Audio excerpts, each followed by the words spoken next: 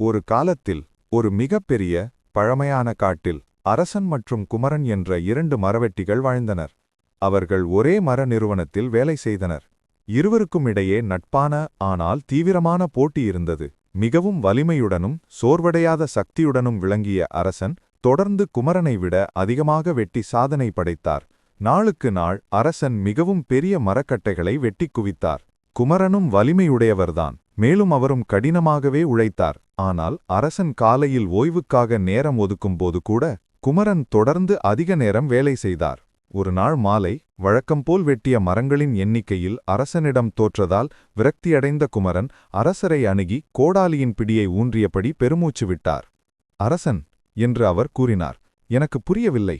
நான் உனக்கு முன்னதாகவே தொடங்குகிறேன், ஓய்வு எடுக்காமல் வேலை செய்கிறேன். இருந்தும் நீ எப்போதும் என்னை விட அதிகமாக மரங்களை வெட்டுகிறாய். உன் ரகசியம் என்ன? அரசன் இதமான புன்னகையுடன் தரையில் இருந்த தன்னுடைய கோடாலியை சுட்டிக்காட்டினார். என் நண்பா, இதில் எந்த ரகசியமும் இல்லை என்று அரசன் பதிலளித்தார். நீ அதிக நேரம் வேலை செய்கிறாய் என்பது உண்மைதான். ஆனால் நீ கடைசி மரத்தை வெட்டி கொண்டிருக்கும்போது நான் ஒரு 10 நிமிட ஓய்வு எடுக்கிறேன். ஓய்வா? அது எப்படி முடியும்? ஓய்வு எடுப்பதன் மூலம் நீ என்னை வெல்ல முடியாதே. அரசன் மென்மையாக தலையசைத்தார்.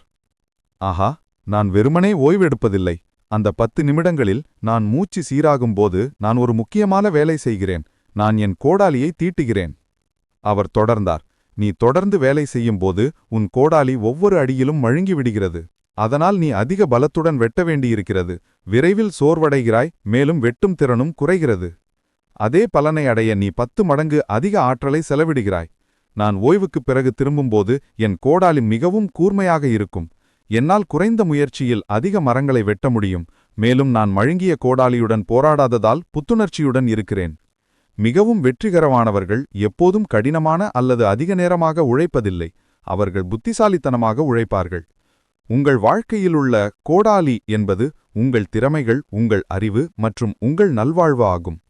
நீங்கள் அதே மழுங்கிய கோடாலியால் தொடர்ந்து வெட்டி கொண்டிருந்தால், ஒரு புதிய திறனை கற்றுக்கொள்ளாமல், ஓய்வு எடுக்க நேரம் ஒதுக்காமல் அல்லது உங்கள் முறைகளைப் பற்றி சிந்திக்காமல் நீங்கள் எவ்வளவு முயற்சி செய்தாலும் சோர்வடைந்து உங்கள் செயல்திறன் குறைந்துவிடும். உங்கள் கோடாலியை தீட்ட எப்போதும் நேரம் ஒதுக்குங்கள். அது ஒரு புத்தகம் படிப்பது, ஒரு புதிய நுட்பத்தை கற்றுக்கொள்வது, தியானம் செய்வது, உடற்பயிற்சி செய்வது அல்லது போதுமான தூக்கம் பெறுவது என எதுவாகவும் இருக்கலாம். சுய முன்னேற்றத்திற்காக நேரத்தை முதலீடு செய்வது எப்போதும் வீணாகப் போகாது. அதுதான் உங்கள் எதிர்கால முயற்சிகளை மிகவும் பயனுள்ளதாக்குகிறது. சின்ன சேனல் எதா இருந்தாலும் அது கொஞ்சம் ஆதரவு கொடுங்க. உங்க பொண்ணான கையை அந்த பெல்ல தட்டிடுங்க. அவங்களுக்கு சப்ஸ்கிரைபர் 5-10 ஏறுனா அவங்க மனசு சந்தோஷப்படும்.